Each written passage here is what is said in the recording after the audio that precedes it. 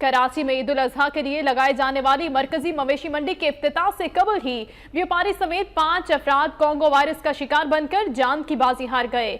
शहर में होने वाली 5 हलाकतों के बाद इंतजामिया ने मामले का नोटिस ले लिया। जराये के मुताबिक एडमिनिस्ट्रेटर कराची ने डिप्टी कमिश्नर मलीर और मवेशी मंडी इंतजामिया को खत लिखकर मंडी में मौजूद तमाम जानवरों का तिबी मुआयना कराने की हिदायत की।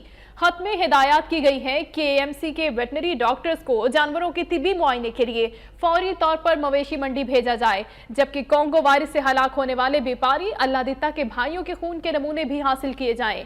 एडमिनिस्ट्रेटर कराची की जानिब से मुतासिरा व्यापारी के जानवरों का फौरी तौर पर मुआयना करके रिपोर्ट अरसाल करने के अहकाम भी दिए गए हैं।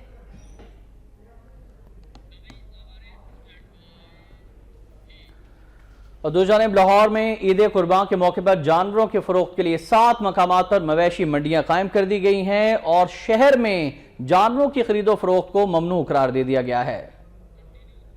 ईद कुर्बान के मौके पर लाहौर में हर साल लाखों जानवरों की खरीदो फरोख्त होती है। इस सिलसिले में शहर के 7 टाउन्स में बकर मंडियां कायम की गई हैं। मुल्तान रोड पर शाहपुर कांजरा, जीटी रोड पर मनावा, कॉलेज रोड पर टाउनशिप, नेशनल टाउन में audit and account society, Gulberg town में निशात मिल्स, हडियारा ड्रेन और सगियां रोड पर बकर मंडियां कायम कर दी गई हैं।